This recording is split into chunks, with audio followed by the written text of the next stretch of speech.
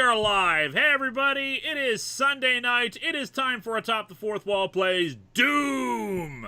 We have been away for like 2 weeks because we were doing the totally awesome Extreme stream, but we are back. We're gonna have some fun, probably only for an hour and a half because I still need to film the episode.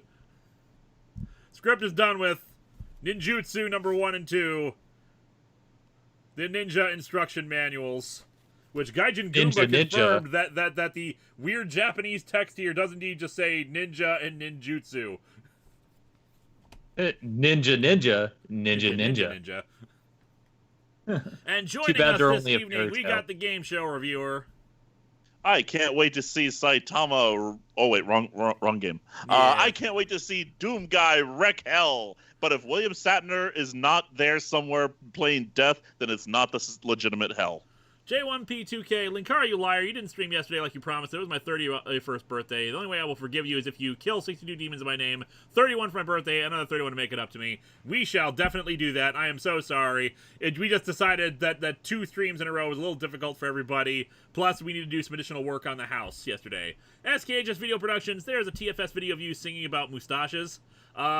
Sort of, I am part of the big mustache video that they did. On that note, we got Zenith Will Rule. Captain's along. Stardate. Whatever today is. Zentrek is almost ready to drop. Get ready. And finally, we got Crimson.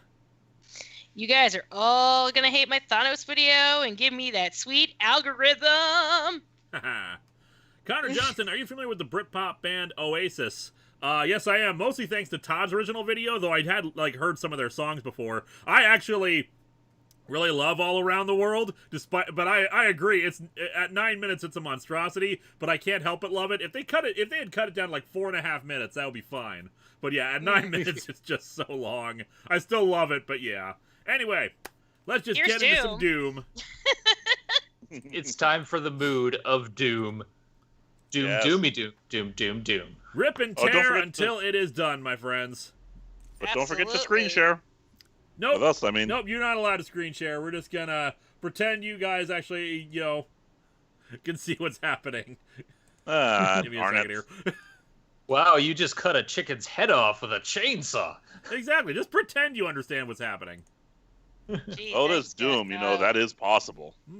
Wow, good job. We did all the things. All right, I need one of you guys to keep a running tally of how many demons I kill because we gotta, do that 62 in honor of his birthday. Okay. I'm not gonna be here for the whole stream, so No, don't worry. It's not gonna take the whole stream. Oh yeah, it's not gonna take the whole stream. Just gotta make sure I'm keeping track. This is freaking Doom. Okay, he'll be done in like 10 minutes. Yeah, probably. No, I know. I've played Doom. I know how Doom works. It's just really funny. I need to actually play Doom. I'm actually currently working on Diablo 3 because I needed something mindless to play, and I love the game, and I need to complete it. So that's what I'm working on. Between that and I'm so sorry for your loss. But anyway, yeah. I like Diablo 3. Gimp says, did you pick up the Star Trek Adventures RPG that is the Humble Bundle? It finally explains the Oberth class, and it's a legit good RPG. I have not, but I'm curious about the explanation for the Oberth class. Yeah, what is the explanation? I'm very curious. I don't know, but I do know that Nella plays in a Star Trek Adventures game with a bunch of my friends from New York, and I usually cameo as Rear Admiral Moss, who just basically goes, "Ha! This is a thing you guys did. Good job, and good job not getting killed. And y'all suck, but keep going." Demi Feet of Time. Go ahead. Been playing Japanese Doom, aka Shin Megami Tensei, and I am so hyped for 5 getting a World War release next year, along with the Nocturne remaster. I am too. I need to play more. The only Shin Megami Tensei technically that I've actually completed is Persona 5. I did play 4 and a little bit of 3, but I need to play in the past games. Gordon ZX, Zen, did you hear the news on Hazbin Hotel going to be on TV? It's certainly better news than the Ren and Stimpy reboot. I think we heard about that a couple days ago. I heard about it as well. I'm really happy that Has Been a Hotel is getting a TV series. I love the pilot. They're probably going to make it a little bit less R-rated, which, I mean, some people might take umbrage with. I don't really mind all that much, but I'm excited. I love the aesthetic of the show, regardless of what you think of the current creator. Ryan Meir, have you hate-watched Lower Decks? I don't have that kind of time. I'll get to it eventually. I don't want to see it. I'll hate watch it eventually. I will get to it. I'll hate watch it eventually. I have watched it. I have actually watched it, and I didn't hate watch it. I actually kind of liked it. Speaking of things that I thought were never going to happen, like this trash-ass show, in better news, Christopher Eccleston has been announced to be coming back to Big Finish to do some more Ninth Doctor stories. Hell yeah! Yes, I heard about that. Yeah, I'm wondering when they're going to set it, because the problem is it's very clear in Rose that he's recently regenerated, so there's probably not a lot of while there is some room for adventures with Rose, it seems to be pretty well laid out that he was not the Ninth Doctor for a very long time. It's true. Yeah. I'm kind of curious, honestly, but yeah, I mean, I'm just happy that like he's actually gonna do it, because like I can't see anyone else as the Ninth Doctor. Oh yeah. My thing was he loved being the Doctor. What I've heard anyway, it's that he did not enjoy the production crew at the time. Right. Yeah. Which makes sense, Patrick, considering some of the stuff that happened. Patrick Caulfield, a Doom song would sing, Doom. Doom buddy, doom buddy, doom buddy, doom buddy, doom buddy, doom! But yeah, we will, I'm still stuck on TOS. We will get to reviewing Lower Decks eventually. Again says, the Obert, the secondary hull contains ridiculously power sensor equipment, so powerful it would irradiate anyone who went near it, hence its separation. So no one actually goes into the star drive section. Which makes sense. Yeah. Noel said wibbly wobbly, timey wimey, that's when they're gonna set it. Captain Avenger 93, do Dr. Linsano, 90s dude, Morte, and the others know you are moving again? Also, I heard on Twitter you watched The Predator, and if so, thoughts on it? They know, and yes, I did, and there's half of a good movie in there. Unfortunately, that's all they have, because the rest of it is not good. It's true. It's just there'd be a lot of the stuff with the Predator and the setup for why they're attacking Earth in larger numbers and everything like that. You know what? I get that. I think it's a good premise, but other stuff like but then the actual plot itself. Like I said, there is half of a good movie here, but the rest of it is trash. Cyril Moore, what's your favorite X-Men movies? Days of Future Past. I don't really have one. First Class, I think, is the best that they've made. Days of Future Past is good, but you need prior knowledge. Okay, Logan. Logan's probably the best X-Men movie. Yeah, that's fair. Logan is actually really good, and I actually quite enjoy that movie quite a lot. An X-Men movie, considering it's really just a Wolverine movie. Which, so is the original X-Men trilogy. Exactly. So, I mean... Nebula Brightpunk, Lewis, I want to thank you for being so kind about my Patreon stuff. You didn't have to do that. I fixed it now, but still, thank you. It's no problem. I mean, like I said, I could have sworn that I had already ended the $20 tier because it was one of those ones that were required to charge sales tax, and it was not something that people took advantage of that often, especially because I lower the price of the DVDs and everything like that once they come out, as a new one comes out. We haven't had a new DVD. The last new thing we had was the Voice from the Dark CD, so it's like, I can't justify charging this much, for this tier anymore, even with the addition of the badge. So I'm just happy that I've sent out the DVD to you, so hopefully you will enjoy it. Although, FYI, there's a Nostalgia Critic episode on there reviewing the Adopt the Fourth Wall movie, because that was made before the breakup with Channel Awesome, and I think I'm getting a chain gun. Yay, chain gun! Jesse Springer. Jesse Springer, are you still friends with Spoonie? I've not talked with Spoonie in forever. That's all I'll say. They're doing their own thing. I'm doing my own thing, and I am quite content to do so. Also, please in the comments, don't bring up like hate on Spoonie. Just a warning to they have their own issues to deal with. Just let us create. Thunder Force Ninja, yo Linkara, what's up, dude? Nothing much. What's up with you guys? And Gotta do the Letterkenny no. thing. Hey, how you now? Good and you? Not so bad. Gimp says, no, the star drive section isn't in there. The tiny flat part on the back of the saucer is the drive section. The secondary hull on the bottom is just sensors. Fair enough. It's easier to call it star drive section though, just because generally Starfleet vessels have the style of the saucer section and then the star drive section. But I get what you're saying though. Jacob Lerma, I saw a Crimson video about the Jedi are evil. I respectfully disagree with their take. You are totally allowed to disagree with my take. I just ask that you don't, descend in an entire argument about it. That's all I ask. Thanks. Seraphim 7. What am I missing here? I need to seal the airlock here. I'm not seeing any buttons anywhere other than this, which it won't let me interact with. Okay, it just sounds like you need to take your gun and just shoot everything. It's not a bad strategy. 7. Yeah, except you lose ammo. 7 Seraphim 7. I'm in a good mood. Have happy money. Local theater has Empire Strikes Back running this week. Now rip and tear with plenty of DACA. Nice. Now just make sure you social distance while in there, and make sure the theater is actually exercising social distance protocols. We actually went to see Bride of Frankenstein in a local theater a couple weeks ago, but the theater made sure to exercise proper social distancing protocols. There were large gaps between people. You were only allowed to sit next to another person if you had if you were like a couple, and they it was all assigned seating, and masks were still required unless you were eating popcorn, and even then put your mask back on when you're done when you're not eating it.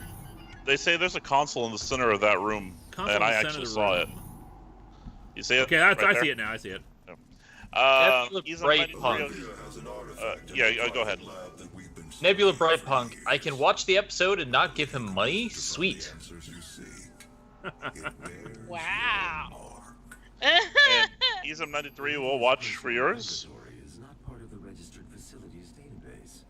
And also, just a follow-up on what Crimson was saying, we don't mind if you disagree with us. I think we're only doing this to state our opinions, but I think the biggest issues and the thing that I personally take umbrage with all the time is when you write an essay telling me why I'm wrong when it's mostly my opinion. I welcome discussion, but if you're going to tell me immediately that I'm wrong without either researching or doing stuff like that, that's something I do take umbrage with. It's more fun when we get comments from people who clearly didn't watch the video and oh, I just skimmed through it, if even that much. Other times it'll be just I didn't watch the video, but your entire premise and your title clearly means that you must be arguing this, and even though you're not. Yeah, and it's I don't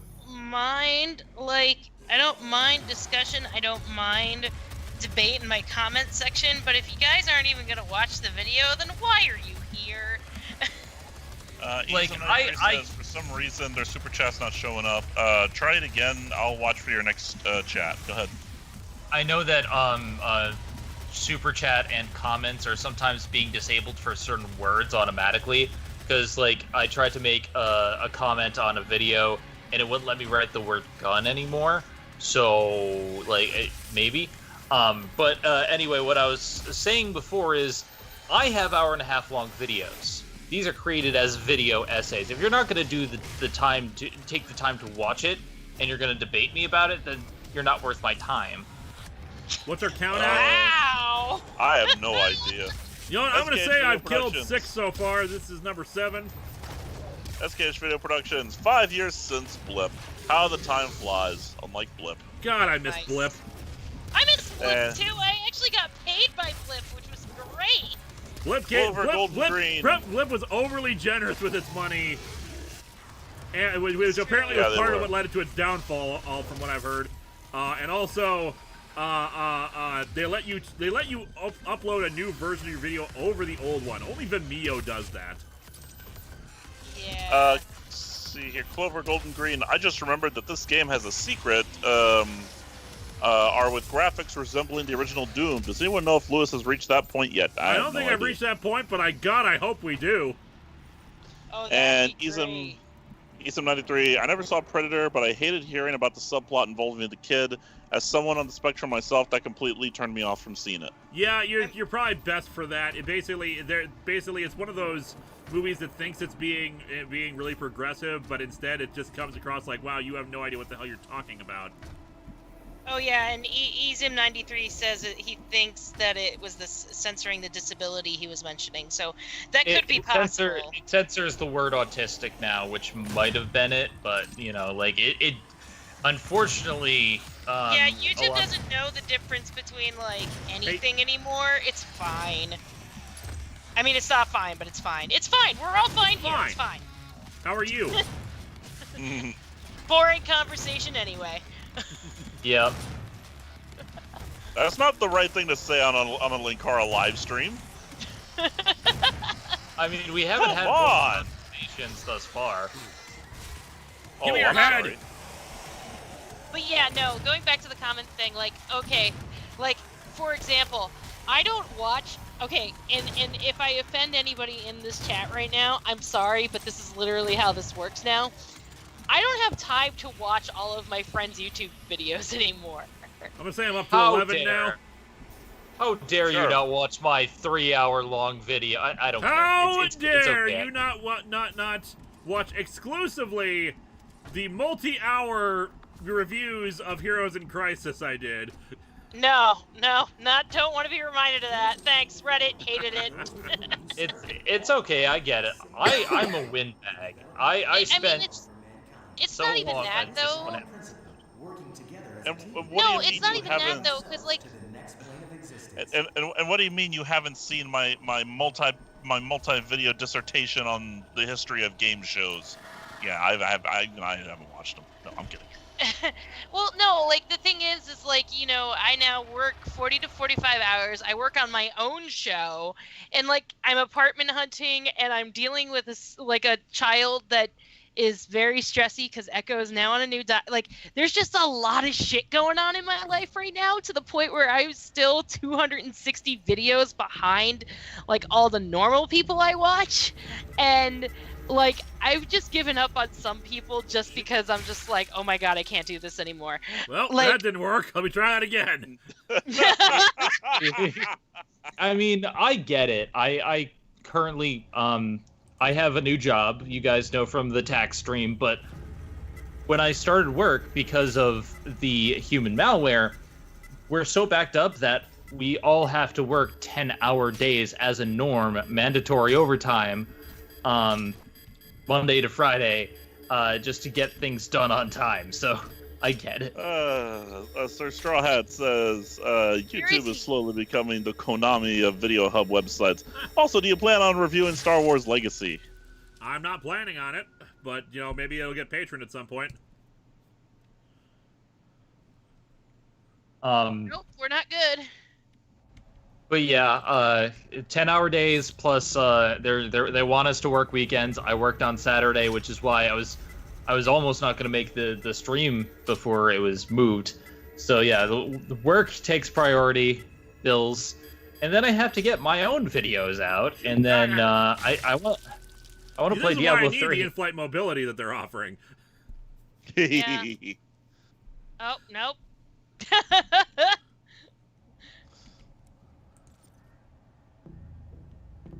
I think that, like, a lot of, and like, the people I never miss for certain there are only 2 YouTubers right now that I watch every single episode of, and I'm still behind on their content too.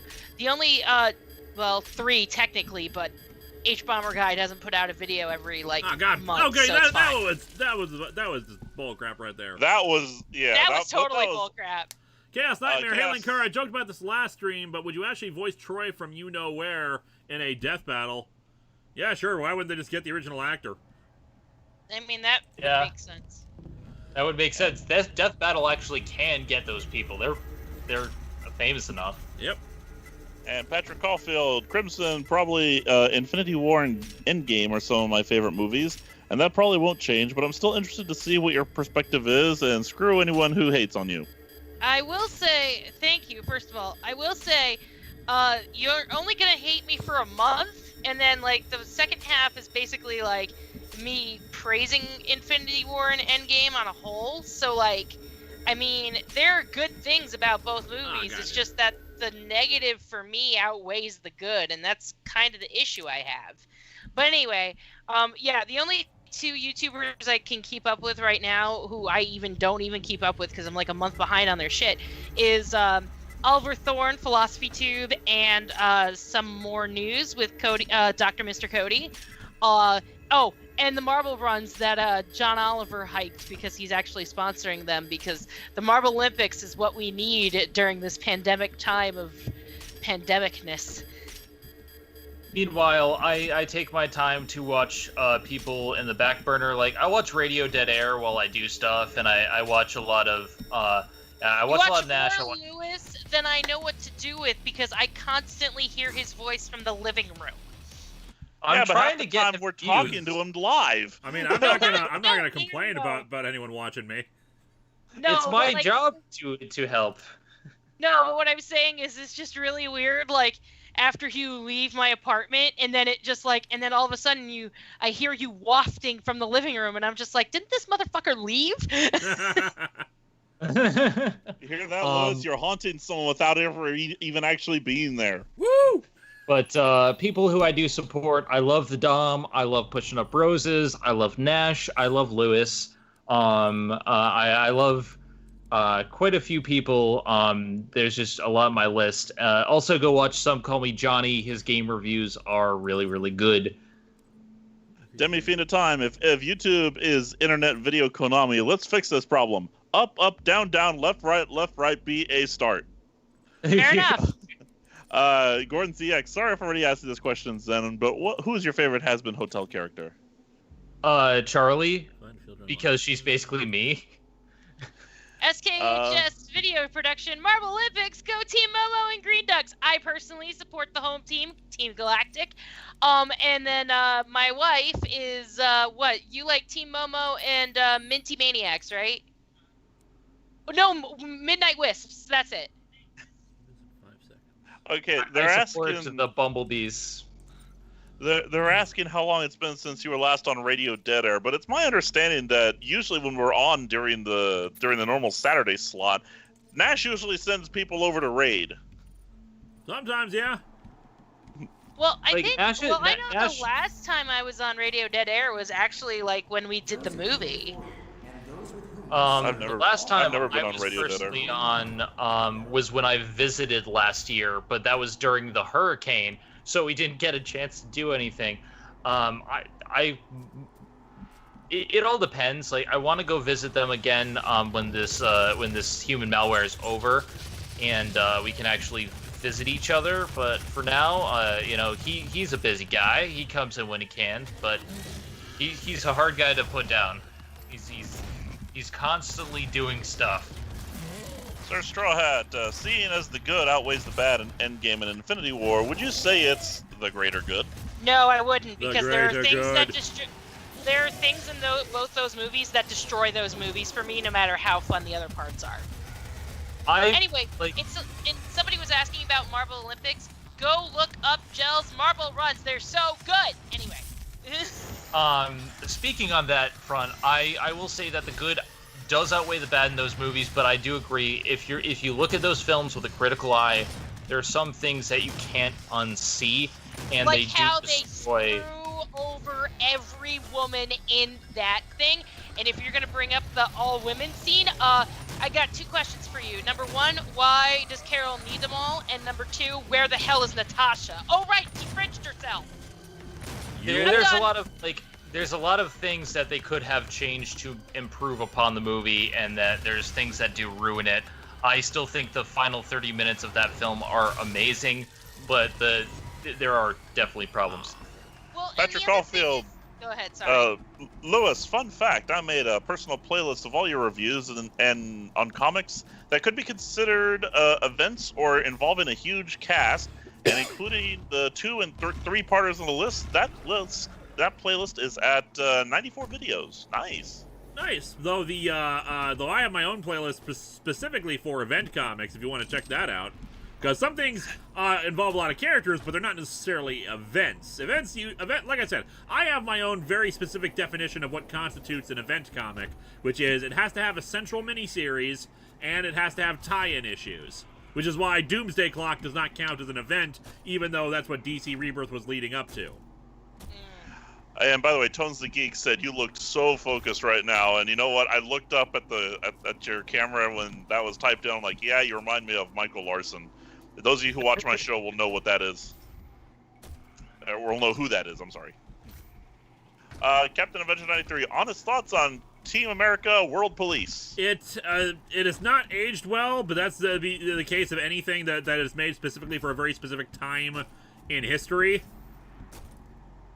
It's one of those things. It's a lot. It reminds me a lot, like say something like Blazing Saddles. It's a product of its time. It's very dated. Still enjoyable, but there's some things I definitely wish they would change if they remade. I still quote the sheriff from Blazing Saddles whenever I walk into a lesbian bar and just go, "Hey, where the white women at?" Yeah. Oh man, we're gonna need a shitload of dimes. I still love that that they shit actually is solved funny that. in context, okay? There's some really great stuff in those films, and that's the thing. Like, dated stuff can still be funny, but there are problems, and I do think that you want to talk about dated stuff that can still be funny. I've got this. It's Abbott and Costello. Never mind that shit. Here comes Bongo. Abbott and Costello's Who's on First is still legendary to this day. There's a reason why it's still quoted even after all these years. Yes. But I will also say that it's not my favorite sketch. My favorite sketch of theirs is it's 7 into 13, 28. Equals 28. Yeah. That is my all-time favorite sketch from them. No matter how it's done, it's always hilarious. Jacob Lerma, I'll be watching for your super chat. But yeah, basically, like, I don't... Oh, and this is something I didn't put in my video, like, essays, but yeah, the Battle for Wakanda was literally shoehorned in once Disney realized how much money Black Panther made. That's why there's no rhinos, because they did not believe that it would do well. Yeah, the problem with the Battle of Wakanda is that their strategy is bullcrap. Oh no, we need to concentrate them on this one area in order to, make sure they don't, burst in somewhere else. Well, yeah, they're only being able to do that because, because they're splitting off from the main group. If their numbers are split, they're not going to be able to do that. Right, and the other thing is as Zen pointed out, is the rhinos aren't there because Disney was like, Ryan Coogler is not going to make us $1 billion, and then he made them $1 billion in less time than anyone else prior to Infinity War and Endgame, and then they were like, oh shit, we should probably put Wakanda in these movies. Jacob Lerma, thoughts on Billy from Power Rangers movie 2017 to have autism? I thought that was really well. I mean, I am neurotypical. I do not have autism, so I would not. So I'm probably not the best person to ask about the representation there. But most people I've seen who talked about it seemed to like that because it was just, treated as a part. It was treated as a part of him and was not like, treated like a superpower. I just like that they mentioned the spectrum because that's what people need to understand is the fact that it is a spectrum, and I liked that. Let's see here. Great Eye Warp. Who's on First is my go-to argument when people complain about left-leaning political correctness killing comedy. Lacuous. Some things age better than others. For example, Contagion aged like fine wine. Nah, I don't think I'd call it fine wine, more than like terror vodka. Then again, we have Blazing Saddles being remade with cats and dogs, so I'm what do I know? not even sure what the hell the deal is with that, so I'm just gonna ignore it. 1 second, I get in quad damage. Patrick Caulfield, that's fair, Lewis. My logic for the personal playlist was if the story had a massive cast or a huge backstory moments, hence why I put the retrospectives as well. Plus, it's fun hearing the history. 7 Seraphim 7. You've got to remember that these are just simple farmers. These are people of the land, the common clay of the New West. You know, No. morons. I love that was a improv line. Yeah. Gordon ZX, favorite Robin Williams moment. Oh my God, when he... Oh no, I know exactly my favorite Robin Williams moment. When he was on Whose Line Is It Anyway? And they did... Oh, yes! When they did Yes. what Robin Williams is thinking right now, and he literally comes out and he goes, I have a career, what the hell am I doing? What am I doing here? They ruined that because they used it in all the promotion for it, so like it wasn't funny for me because I'd already seen it. Oh, see, I never saw the commercials for it, so it was hilarious the first time I saw it. Oh, yeah. Sir Straw Hat, the Walt Disney Company, we believe in diversity and representation, unless it doesn't make us money. That's not true. The Walt Disney Company, we do not believe in diversity and representation, unless it actually will make us $1 billion. That's the thing. You notice how long it's taken them to get this far, and while they constantly tout, oh, it's the first gay, blah, blah, blah, they don't make gay characters in movies. Like, you know, It's utilize... like that whole thing where they were like, in Beauty and the Beast, they were like, LeFou is gay or whatever, and I'm just like, no, that's not how that works. You literally can't just go, oh, he's the first gay character in a Disney movie. No. Daniel Brent says, does anyone have any suggestions for an abridged series not made by Team 4-Star? I've been trying to find new things to entertain me. I do. My friend Rosenhacker, along with our friend Chris the Nerd and Aaron Mills, created JoJo Abridged. I highly enjoy it. JoJo's Bizarre Adventure Abridged. It's really funny. And even if you haven't seen JoJo, it's good. And Anfish, who is a member of Team 4-Star, has his own JoJo's Bizarre Adventure Abridged, in particular of Phantom Blood. Mm-hmm. So go check them out, and at of least course, original Yu-Gi-Oh! Abridged. Yeah, at least go check out Rosenhacker. He's Rosenthorn. Sorry, he changed his handle a while back. Rosen's a good friend of mine. Does good work. Knows everybody. Y'all just know each Oh other, yeah, don't shout out to Lindsay Ellis's video on Robin Williams and Aladdin, because that was a very good video. Is that a recent one? I'm not sure I've seen it. That's a year or two ago. No, her honestly. most recent one is Titanic is Good, actually, which I just watched, and it's actually like really well done, and it like exactly what I would expect from like her videos. No, I don't need anyone to convince me that movie's good. I'm still convinced that movie's good.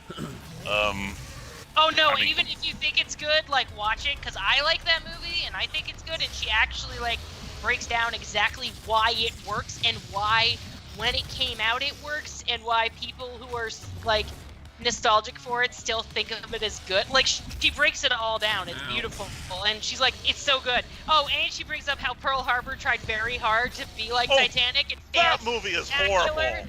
Yeah, and failed spectacularly. She literally brings that up. It's great. Oh, God. Titanic is Pearl one of my Harbor. favorite movies. Yeah, Titanic is excellent. But Pearl Harbor by Michael Bay was god awful.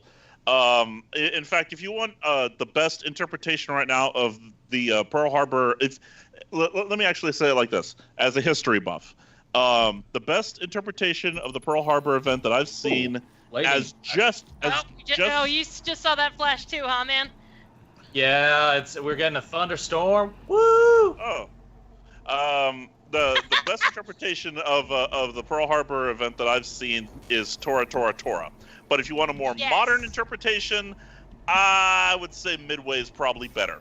Tora Tora Tora is just a damn good movie, hands down. Oh no, yeah. If you like history movies in general, go check out History Buffs. I'm also behind on him by like 10 videos, but like he did a really good episode on Tora Tora Tora, which was awesome. All right, I got the button. Yeah, and then I would like to just point out that it's just so weird that like we're so nostalgic for like periods of time that we haven't lived in for a while, and it's just weird to me. Oh, shit, like actual forks of lightning are outside my window. This is kind of weird. Yeah, it's pretty. It's pretty. You won't be saying that if we the internet. Yup. I tell you what, let me do some weather forecasting for you. While we do that, Jim Radloff had a super chat. You can go ahead and read that off. Let's see here. So you're whoa, nice. One Kids Entertainment, Pokemon Abridged, and Something Witty Productions, Sword Art Online, and Fate/Stay Night UBW are also good. Pokemon had the best bill ever. While I have referenced Pokemon Bridged in the episode several times, actually, and I would normally recommend it, unfortunately, that's been kind of marred because One Kids himself turns out was heavily abusive to no whacking. Oh, wow, Yeah. I didn't know that. Yeah. Yeah, One Kids has not had the best anything, unfortunately. Fox Warrior 88. My favorite Robin Williams thing is his on-Broadway comedy special. Own it on DVD. Still put the smile on my face. Also, love the first Ocarina of Time 3DS commercial he did with his daughter Zelda. Also, Gordon ZX, I not a super chat, but my problem with Disney is saying they have gay characters, but they don't show it. They Yes. it's a throwaway line, and oh, it is. Oh, wow. I picked that at random. But I just want to comment on this briefly. You have to do something with it. You can't just have a throwaway line. And there are ways of creating gay characters without drawing attention to it. A good example of not a gay character, but great cinematography that could utilize that. We just saw Bumblebee the other night, and there's a scene. Oh my God, Bumblebee is so good. The main character's father is dead, but they don't say that her father is dead. They use the cinematography to tell the story, and they can do the same thing with gay characters. Like they showed a picture of her with her father and saying "I miss you," and like there are ways of doing it without making it throwaway, but still addressing it, but not making it as big a thing. And treating them like normal people, and that Bumblebee is that example. You want to hear something? Okay, you want to hear the best gay... Oh, GSR, your dog's barking. Anyway, Yeah, I know. I gotta throw him out. Be right back. The thing that I like the most out of all the movies I've seen, I'll give you a really good example of gay characters in a superhero movie. Deadpool. Deadpool has Yukio and Negasonic Teenage Warhead, and they're a lesbian couple, but they don't draw attention to it, and it's actually done very well.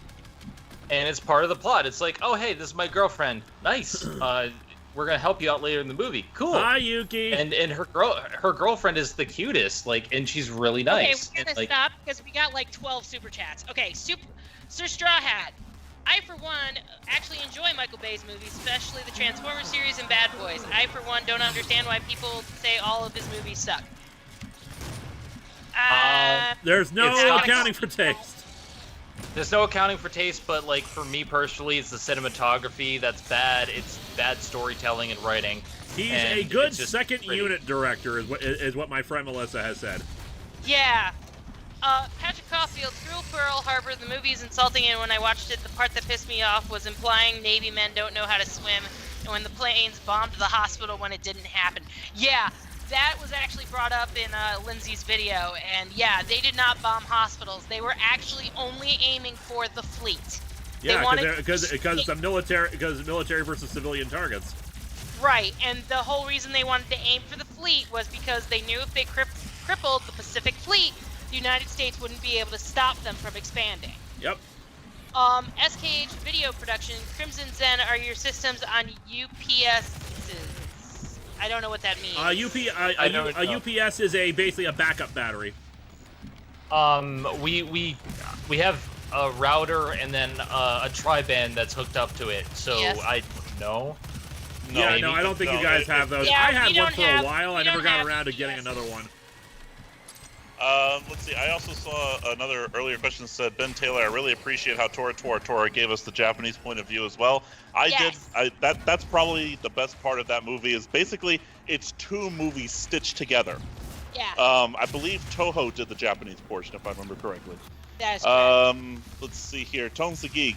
No joke, when watching Titanic in the theater, everyone is on edge, on the edge of their seat, holding their breath like they're trying to avoid the iceberg, and I just shouted, they're still gonna hit it. Okay, that was not called for. Okay, well, here's the thing, though. Like, the thing It's is not we about know what the iceberg. happens. Yeah, like, Yeah. the thing that I really like about Titanic is, like, yeah, we know the ship is gonna sink. The thing that's compelling, though, is, like, how are the characters going to react to the sinking? Because, like, as Rose, as the framing device, she weaves the entire story. Like, we're locked onto her character more than we're locked onto what happens to the ship, because we already know what happens to the ship. Okay, let me explain this in the same way that who is it? Hitchcock explained it. How do you build suspense in a movie? You show two characters talking to each other in a room. You pan down and show a bomb is slowly counting down beneath them, but the characters don't know that. Right. We know the boat is gonna sink. What's got us on edge is what's gonna happen when the other characters realize the boat is gonna sink.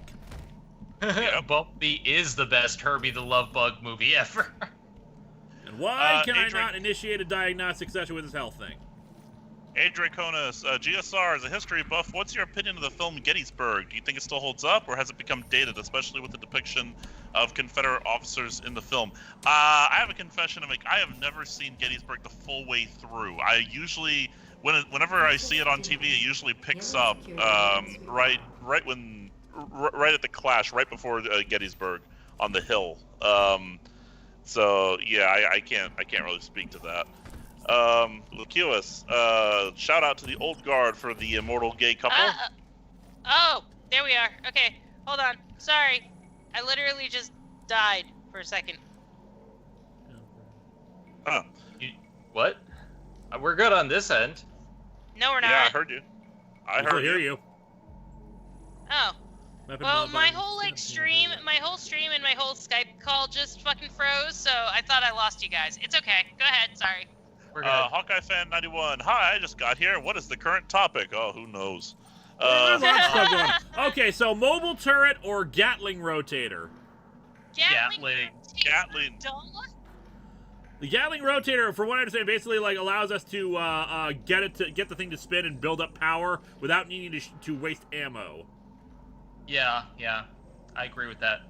Otherwise, mobile turret will just increase power, but it will overheat. Yeah, no. And also, Linkara, just to build on what you said about how to build suspense, the other bit about watching Titanic, again, it's not will the ship hit the iceberg or not. You're also going to be sucked into it. I mean, you're effectively going to be there. And now it's like, I think the good thing about it is that the characters are so well done, because if you don't care about the characters, then what's the point? But you care about all of these characters, and it just does a good job of drawing you into them. And it's like it's a really well done story about classism. And back on the topic of Pearl Harbor, I know you don't like the film. I haven't seen it in a very, very long time. When I was a kid, Keep it up. I didn't like it. keep it up. Don't do it to yourself. Don't do it. Yeah, because I mean, No, if you can I finish? if you want to watch a good Pearl Harbor movie, either Midway or Tora Tora Tora, go ahead. I'm just saying, I like the characters in Pearl Harbor. I think they have the same level of character. Whether or not it's historically accurate or a good story, I can't comment on because I haven't seen it in a while, but I like the characters. Characters leave a lot to be desired, to be honest. The fictional ones. But anyway. I remember. Yeah. I'll say the fictional ones, because I do remember, the interpretations of the actual historical ones it was all right. They were decent. They were like. I'm just but saying, not, like, the speaking worst. from my personal experience, I remember liking it. Now that can change. Times change. But Now here's a Hawkeye fan says it pretty clearly. Pearl Harbor, aka the movie that made up people to imitate Titanic's success without really basically. needing to. Oh yeah, DeGil Vids brings up a good point. The best quote: FDR standing up. Do not tell me it can't. That was good. That was good. I will give him that. Gorn ZX, you seen Bumblebee? Then which moment is your favorite? Mine is where John Cena says they call themselves Decepticons. Does that not raise any red flags? No, Bumblebee is 2 movies in one. Bumblebee is the story of Herbie, but as a Transformer, and the other part of that movie is John Cena learns that maybe, just maybe, he should trust people who are not called Decepticons. Maybe. Just maybe. and I love that Decepticon quote. That's like, I kept bringing it up. I'm like, he actually saw that, because I made that joke right before he said it. Yeah, like it's really great. Like that they're meta. Like it was funny that Bumblebee was meta enough to be like, "Hey guys, those are Decepticons. Should we trust them? Maybe not. Let's not do that." We're gonna betray them anyway. SKH Video Productions, GSR. Have you seen WW2 week by week? I have not actually. That sounds interesting. Sir Straw Hat, although from a logical standpoint, there was no reason why both of them still couldn't. Okay, no, not that. Couldn't fit on that plank of wood. It's been proven they could. No. It has not. They actually show it in the movie that when he tries to get on it with her, that he literally forces her off of it. They literally show that in the movie. Yes. Plus, it doesn't freaking matter. What the Mythbusters did is they engineered it. They thought about it.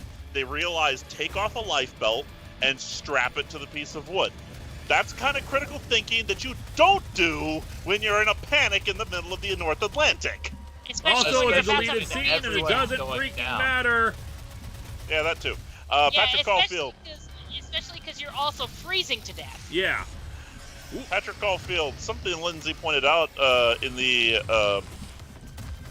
about LeFou being gay is that it seemed iffy for the apparent first gay Disney characters named to literally mean the fool, kind of a big oversight, huh? Yeah, that's the other reason why I don't accept LeFou as the first gay Disney character. And he's technically not. There were characters in Gravity Falls that were gay. Well, it doesn't count because it's not a movie and it's not about, classic Disney canon.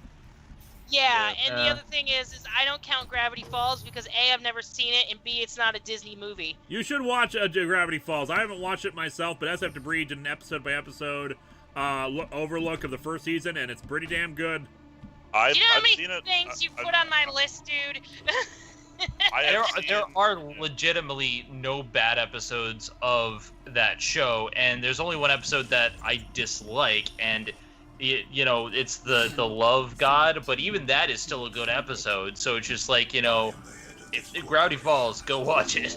Yeah, agreed there. It's really a good series. I rather enjoyed it.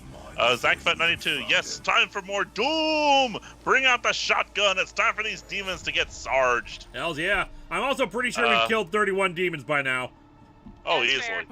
Hawkeye Fan 91. If you want to see a movie that shows Pearl Harbor for far better than Michael Bay could ever do it, recommend Tora Tora Tora. We watched it in high school and loved it. Yep. You just about that?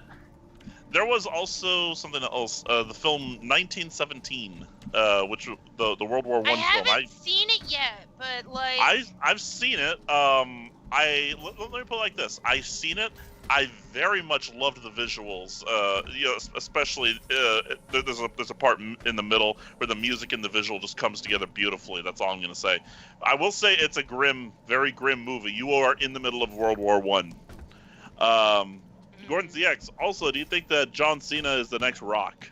I think he's better than the next Rock, to be honest, because he actually has, even though he's doing more action films, like, he does have range as an actress. And they do follow kind of the same path with wrestling. No one got that joke. No one. Chat, help me out. ZachFet92, if that's Disney's standard for being gay, Basil and Radigan are way more gay than LeFou. Yeah, that's true. It's very true. Great Eye War.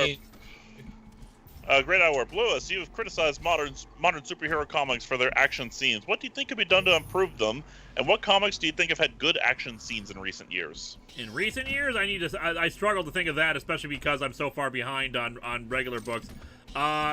No, what needs to be improved is part of it is the decompressed storytelling itself, because they want to get into more dialogue and more and less action heavy stuff, and it's more interested in, and we got to advance the story rather than showing off a thorough battle of like, you know, back and forth and you know those cinematic moments and sequential storytelling. That's pretty much it. I'm starting to think of any other general advice. Basically, like, take your time to actually show a fight, and you don't necessarily need dialogue throughout it. Can somebody please explain the range as an actress thing, like the joke? Because apparently some people in the chat don't understand that, and I'm very upset with all of you. Hey, Draconis. I don't know. I'm still stuck on the fact that I can't see where Cena is in any of his films. Oh my god, it's over. He hasn't done that in like 5 years. Anyway. It's not over. It's not gonna die. Yes, Draconis. Draconis says 2 great World War II movies, in my humble opinion: Flags of Our Fathers and Letters from Iwo Jima. Chat, help me out. Has there been a film made about the Battle off Samar? I don't think so. Because anyone who knows the story of the Battle off Samar will know that that is just an epic waiting to be told. Y'all know anything about that one? Nope. Oh, come on, Lewis. I once told you about it. I know you have, but I cannot recall what the details of it were. Basically, Captain a small... Avenger, Yeah, go ahead. Captain Avenger 1993. Has anyone seen The Never-Ending Story? I have, but I can't seem to finish it. I haven't seen Never-Ending Story. It's a classic. I actually liked the second one as a kid, so make of that what you will. Okay, guys. Noel, I have a solution for tonight. John Cena in a Pearl Harbor movie. But I remember liking the second one as a kid. I never saw the third one with Jack Black, but it has Jack Black. You're not missing much. The third one is easily the worst of them. Charizard Ranger, I have seen the Dark Crystal. The Dark Crystal is on my October review queue, so look forward to that. I'm not going to say anything else about that today because I don't want to give away my review. To go Vince or watching for your super chat? Oh, by the way, I just want to point this out for the record. I think it's great that the Fourth Wall Kid literally just said, "You thought that this was Doom, but it was I, John Cena!" Dude, I'm so glad that somebody freaking brought back that. Hey, John Cena. It's not a super chat, but I've seen this question posted a few times. Linkara, I have to ask you, have you ever heard of the PS2 game called Robot Alchemic Driver? I think I've heard of it, but that's all. I don't know anything about it. Never heard of it. ZachFet92, best wrestler is El Toro Muerte because he never removes his mask. No, the best wrestler is Orange Cassidy because he's a wonderful human being. The best wrestler is Bone Button, and that's all I'm going to say about that. I don't know. I haven't seen Bone Button for a while. Jacob Lerma says, have you seen Out on Disney Plus? Huh? No. Oh, the Out. Yeah, no, I don't. Here's the problem. I don't like. The problem is that a lot of celebrities are like super. Yeah, no, Noel's correct. Best wrestler is Heavy Rex. That's correct. Yeah. But no, like the problem with like the Out list and the Latino list and all that, a lot of those are like fine, but like given that celebrities are more prone to like doing terrible things, I don't really like. It's great that there are celebrities that are giving us representation and everything, but like I don't want to like endorse them in any way, really. I mean, the whole thing with Ellen has kind of soured me on all of it, really.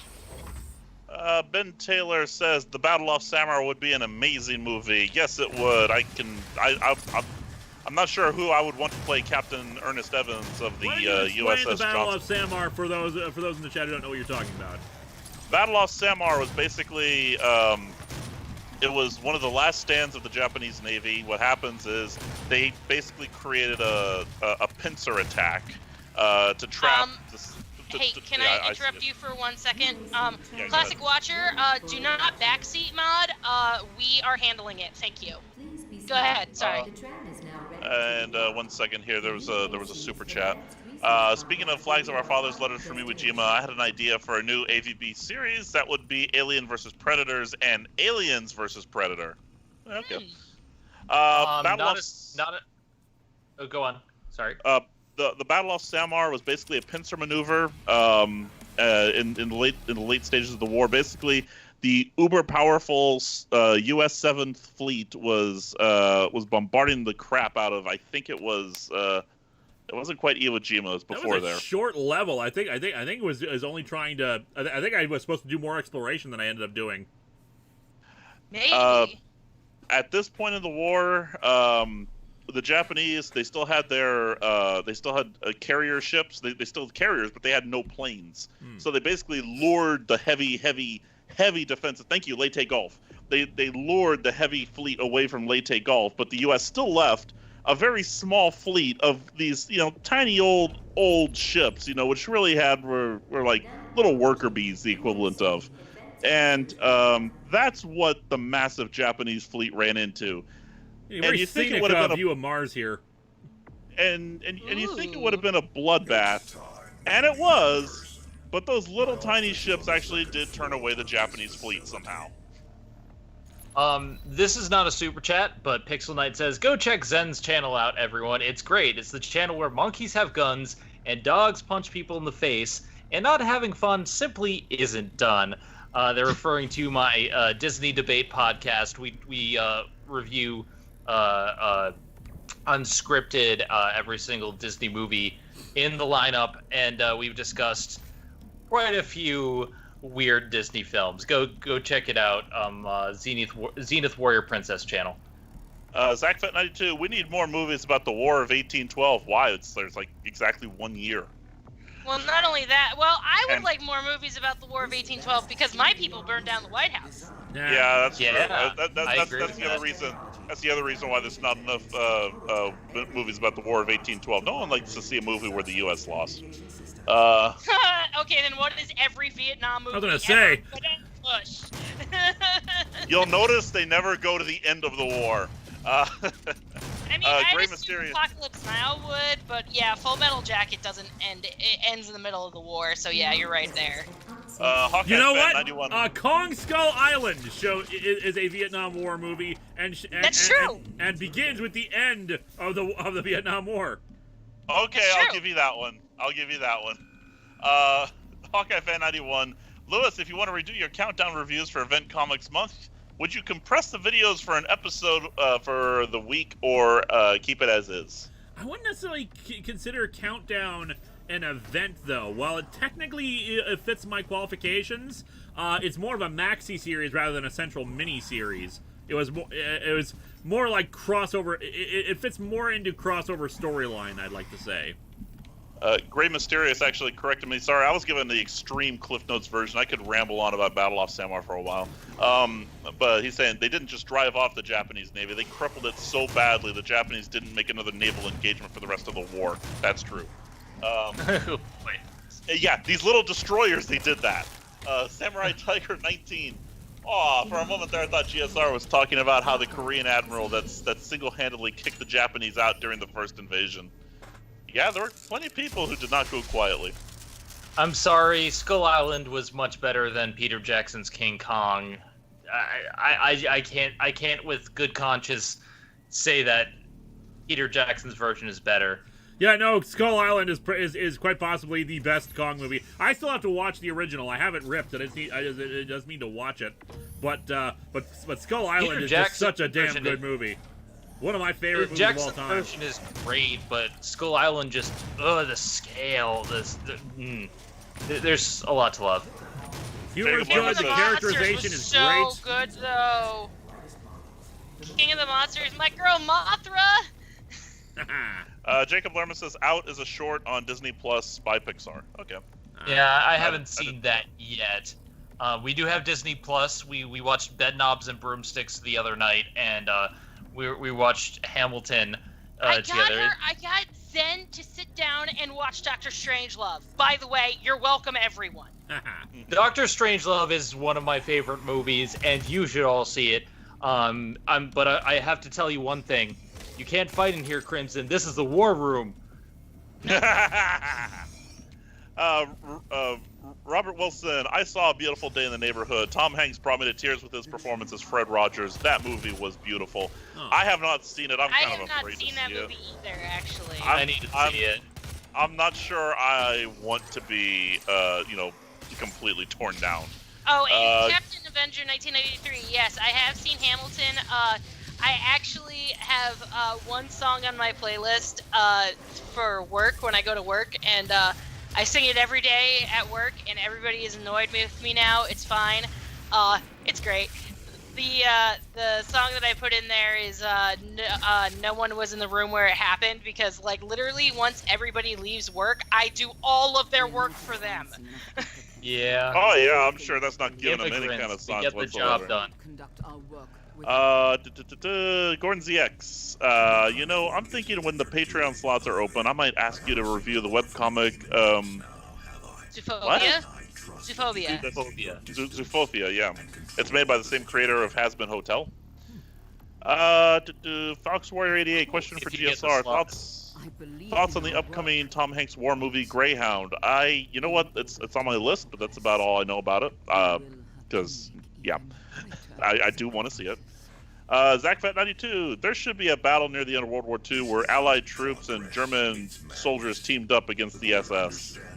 Oh, there was a battle, sorry. Yes, there was. The troops the Wehrmacht soldiers teamed up against the SS. It was actually one of those weird things that, like, nobody expected to happen, but it did. What happened? German soldiers who were not with the Nazis teamed up with the Allied soldiers to punch Nazis. Ah, awesome. Also, I have seen Wrestling Isn't Wrestling, to answer one of the non-super chats. It is really good. As a casual wrestling fan, there's some really great stuff in it. One RHPS fan. Hello, Doom guys. What I miss? Very thorough discussion on film and World War II, apparently. We're still kind of on that subject. What's interesting to me, in Yeah. terms of what you missed in terms of the game, the last level was surprisingly short. I think I was supposed to explore around more. Right now, we're on our way to meet Dr. Optimus Prime. Nice. Jeremy Atler. Could it be argued that Skull Island is the first Avenger of the Monsterverse? Both are great movies featuring World War II characters. agree. I mean, it really depends, because Captain Avenger was more like a period piece, where I feel like Skull Island is more just an environmental character piece. It's definitely a period piece, though, because it is basically a Vietnam War movie with giant monsters. Yes. That is true. That is true. So yeah, you could probably say that. I personally, I think they're doing different things though, because Captain America: The First Avenger was when I started really loving the MCU personally. And I loved the MonsterVerse before. 7 Seraphim 7, Admiral Yi Sung Sin. Look up how epic he was. He defeated a fleet of over 300 Japanese ships with only 13 ships in his entire fleet. Nice. Sonic Cody, car in, took, rip and tear. Zachfed 92. Speaking of Mr. Rogers and PBS, anyone remember Shining Time Station? I do. When I was very young. I used to watch I used to watch like a block when I was being babysat of all these kids programs like Mr. Rogers and why am I blanking? Thomas the Tank Engine. And then I would actually get to watch soap operas when all the other kids were asleep. So I got a very interesting education. So before I go, because I gotta go, but Captain Avenger 1993 said, I like that song, but do you and Zen think that an adaptation of Hamilton would work? I think it would work, but it would have to be all white guys, because seeing black guys as slaveholders is super jarring to me. I also super think jarring that to me. you need to have the same level of engineering as that stage. I'm sorry, but that stage design is superb. Well, the thing is you wouldn't, if it was a huge, like, movie, they wouldn't even need that stage is the thing. I think you would lose a lot in that, though. Like, to be honest, I know, like, you just have people walking on the street, but the brilliance of having the rotating stage is, is that feeling. I don't know. No, see, it only works for Broadway because Broadway has a smaller stage, whereas in a film, you could literally put the characters anywhere. As long as you don't do what they did to Les Mis, we're good. I've never seen Les Mis, and I refuse to. But I'm Javert. Javert. Yeah, I don't like to relive that part of my life. Thanks. That was All right. bad casting. I liked a large portions of that film, but man, he can't sing. No, I don't know who thought Russell Crowe as Javert would be a good idea, but whoever that was should have been fired. The same people who cast Gerard Butler as the Phantom. Yeah, he can't sing either, to be honest. James Lerma, speaking of war movies, has anyone seen Grave of the Fireflies? I have not. I have not. And Gordon ZX, say Crimson, since you changed your name, can we still do the That's Fair drinking game? You can, but you will die. They still say it all the time. That's why I'm saying you will die. 7 Seraphim 7. Let us all take a moment to praise the epicness of Godzilla, and may his arrival be the final apocalypse of 2020, because let's go out in the most awesome way possible. Yeah, me personally, I'm rooting for Asteroid. ZachFit92, which would be more jarring, seeing black actors as slaveholders or watching white people attempt rap battles? See, that's not fair, because Eminem exists, and also so do I. I can actually legitimately rap, and black people as slave owners is still weird because, like, you know, it was a bunch of white people for the most part, and, like, especially in the case of Hamilton, so, like, that's why it's so jarring. But yeah, white people attempting, I mean, unless you're talking about Vanilla Ice white people, then yeah, that's also jarring, but still not as jarring as the former. One RHPS fans, save the cinematography for Wicked if they adapt it. Okay, Wicked I would love to see. Wicked is something that I think would actually be improved with an adaptation because there's a lot that you can't do on a play stage. Which I think would be It's coming great. out in 2022. Disney already has the rights because they have the rights to everything because they own a third of all the media market. Well, they've been trying to get That's Wicked. so- They've been trying to get Wicked forever. Yeah. Let's hope it's better than Artemis Fowl. I'm still salty, damn it. DeGil Vids, Dr. Optimus is Darian DePaul, aka Reinhardt. Huh. They They really filtered his voice a lot to make him sound like Optimus Prime. Space Oh Jam. man, you had to remind me of Space Jam 2. I can't wait. I've been pushing for Space Jam 2 for years. Come on and slam, people. I haven't. Anyway, on that note, I gotta go get ready for work because I got a work week ahead of me. So, good night, y'all. All right, I'm gonna blow this thing up, and then I'm gonna bring Noel in here. All right. Andrew Carlson, Linkara, loved your A Voice in the Dark videos, as I don't often listen to audio dramas, but that made me want to buy the DVD of it just for the bloopers. I don't think it's a DVD, I think it's a CD. We intended to put out a DVD, but, you know, I have so many other projects on the back burner that we'll probably just stick to the CD. Hello. Hey, Noel, how you doing, man? Noel. Oh, tired. Welcome to the Space Jam. Come Space on Jam and 2 Speed slam. Preserves. Space Jam 2, Sharknado 2, the quick You know, hit. the thing is, the Space Jam 2 needs to escalate. It needs to be a full Olympics. I would be down for that. That would Yeah, actually but, I sound mean- like it's ripe for potential. I want that You know Netflix what? series. I agree with that, except for one problem. It's still going to star LeBron James, which means it's got to be basketball only. Yeah. Well, yeah, because basketball saves all Olympics. Obviously. Basketball Jones. I'm talking Basketball Jones. I mean, I'm currently watching Basquash, an anime that has an entire world mythology built around basketball. It can happen. What I would love personally is a animated adaptation of the manga reel. It's about wheelchair basketball. It is fantastic. And I'm not caught up on the manga. The problem is we only get it after a volume comes out. So people translate it as by the volume, and it's very hard to get over here, but it's so good.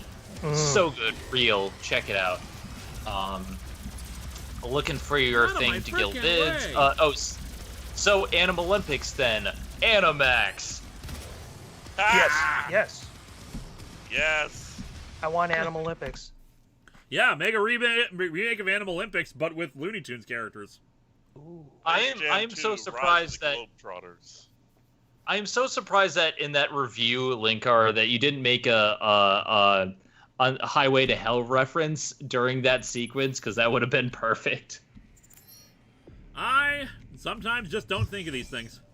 By the way, a thought I had: a film version of Hamilton starring John Cena. But you wouldn't be able to see it.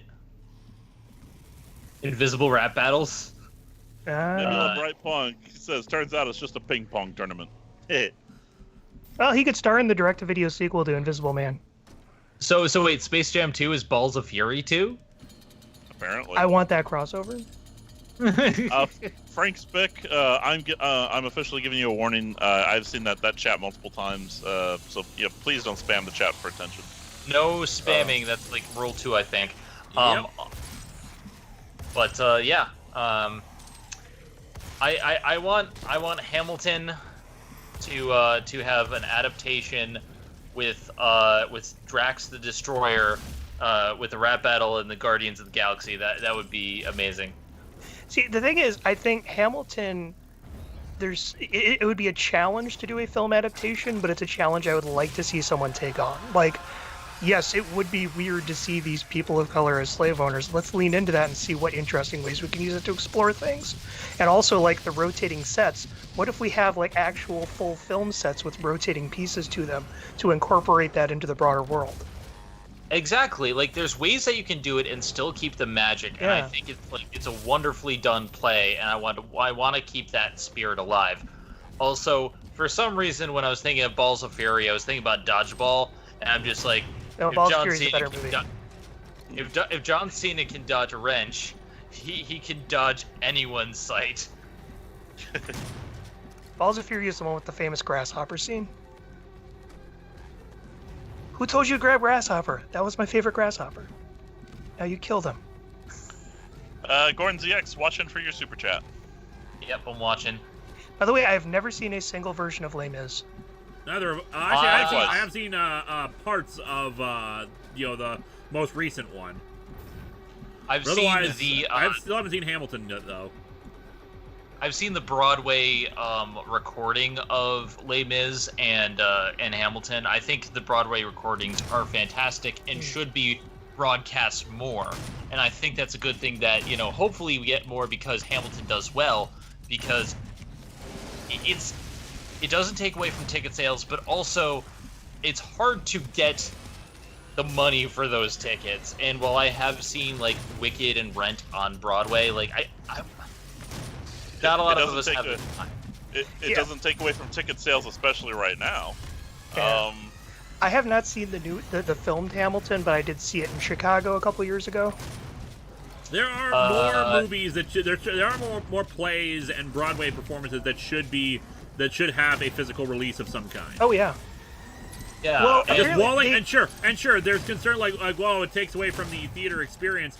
No, it doesn't. People still are gonna want to see it live. There's still that prestige element to it. Well, going back to the 80s, everything on Broadway has been filmed. They are just preserved in an archive. They aren't released. So you can actually go to an archive and watch pretty much any Broadway show going back to the 80s. You just can't buy it. The other argument is that casts change. I've seen multiple different casts performing a different play, and you're never going to see the same performance twice. Yeah. Like Ted Neely, I believe his name is, from Jesus, who did one of my favorite performances in Jesus Christ Superstar. No one's ever going to make the same performance, and so you that incentive is to watch that particular performance. Well, and even different stagings will have different directors and different set designers and different costumes. And Gordon ZX says his super chat is not showing. It's possible there was a word in there that is being blocked off, so you have to rephrase it. Unfortunately, YouTube is starting to do that now. Like, for example, when I put out my review of the Disney debate of Toby Tyler, the monkey with a gun, I was making a joke basically because the only interesting thing is the monkey has a gun. They censored the word gun and didn't publish the comment, so it's weird. So that's why you didn't get my super chat where I tried to get Lewis to say the word poop. Yeah. I can say poop. Seven Seraphim 7. Spider-Man Turn Off the Dark movie win. Yes! I hate Bono's lyrics, man. Those are so bad. Such bad lyrics in that play. I'd love to see do a full cinematic presentation of some of that costume design. But yeah, like the thing I loved about Hamilton is I was never going to be able to see that on Broadway. It's been sold out for years. And even seeing it home in my own like theater, I got chills. Those songs are just so good. The set design is so good. It translates even to the production. So yeah, like it can be done. We need more of that, please. I'm currently going through every adaptation of Phantom of the Opera right now. I'm up into the 90s where I've watched 4 separate stage musical adaptations. Oh wow. Oh boy. I haven't gotten to Joel's yet. I'll be getting to Joel's here soon. God, we gotta get we gotta get Lindsay in on you watching that just because the Phantom Hounds. I love Phantom. I think Phantom is a wonderful play. It used to be one of my favorites, but I think it is a little bit overblown. I love seeing new adaptations, but it gets all the adaptations. The Weber play has not been adapted that often. It's only been adapted to Joel's. There's just so many different adaptations of the book. There's actually a San Antonio specific version of Phantom of the Opera called Phantom of the Alamo. Don't know if you can ever find a recording of that, but there you go. That'd be cool. One RHPS fan, everyone run, the homecoming queen's got a bleep. Patrick Caulfield, as far as I know, I think Artemis Fowl is the only Disney Plus original that has been bad. Hamilton, Mandalorian, and Life According to Jeff Goldblum have been amazing. Really want Law & Order She-Hulk. Watch Togo. Togo is the real story of Balto. It's a Disney Plus original. It's great. And also I liked Noelle. Noelle is their Christmas movie, and it's about the sister of the new Santa Claus. And I thought it was really funny. It's a lot of puns, but it's really good. And I can't sing anything from Hamilton. I don't have the lyrics in front of me, and it's all rap. What's his name? 7. Best version of the Phantom, Masquerade from Discworld. Well, actually, I just watched the Charles Dance miniseries from 1990. He is such a good dapper Phantom. Togo, a nice subtle middle finger to Universal. Yeah, because they got it wrong because they made it all about Balto, and Balto wasn't the dog. Unfortunately, the dog statue in commemoration of Balto is a real thing. They don't have a statue for Togo, who actually made the longest and most important leg of the journey. So, yeah. Gordon ZX, this was my super chat. What is the most WTF Invader Zim episode you've ever seen? Dark Harvest. The sausage episode where it ends with them turning into sausages. Dark Harvest, where he's stealing organs. It's like, wow, you actually got away with this. This is actually genuinely terrifying.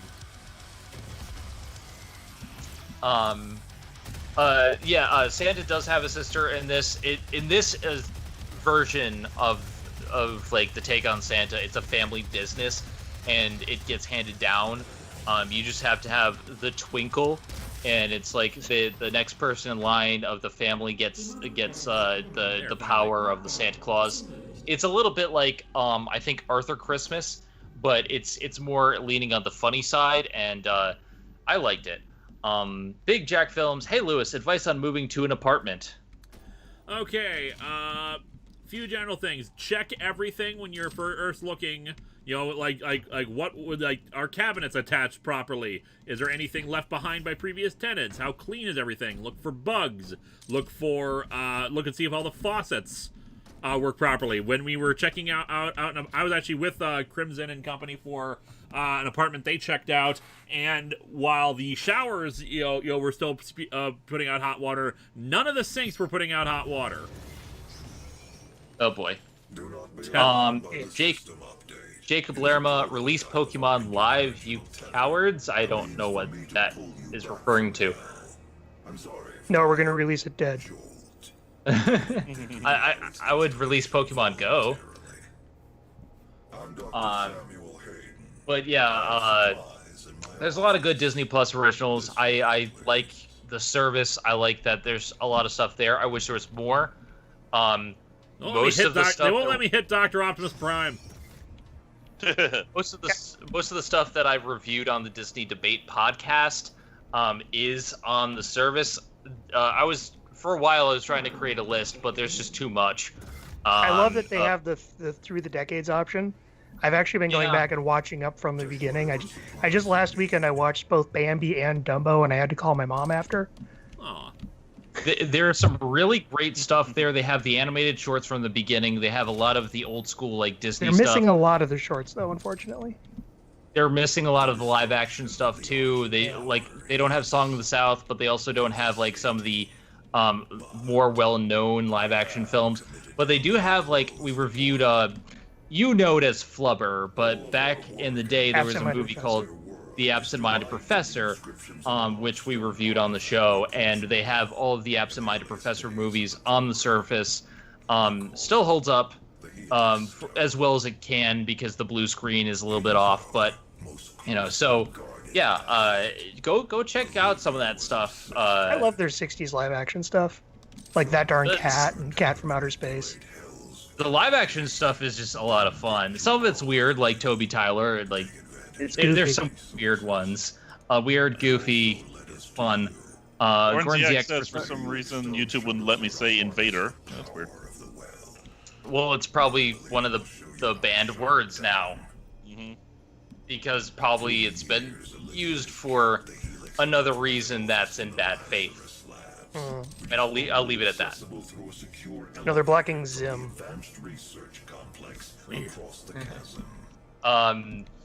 But yeah, I need to get to watching more stuff on Disney Plus. I've actually still been lately I've been watching Star Trek TOS for rewatch just to make sure before my episode comes out I feel the same, and for the most part I do. Some of these episodes, some of the episodes are so good. Sorry, I just saw that. With my last breath, I curse Zoidberg. I started rewatching Futurama recently. Yes, Zoidberg, Zoidberg for president. I'm looking out for your super chat, Big Jack Films. But yeah, I rewatched Balance of Terror recently. It's still epic, isn't it? That's a good one.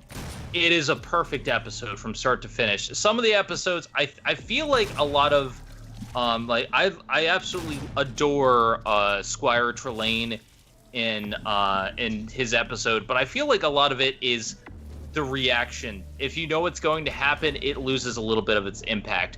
Balance of Terror, I knew exactly what was going to happen. It is still a perfect episode from start to finish. I think it is the quintessential, from what I have seen, this is how to do a Star Trek episode right.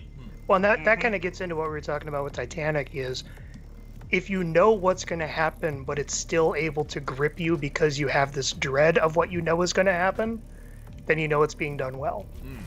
Yeah. Big Jack Films. Going back to musicals, King Kong was pretty spectacular.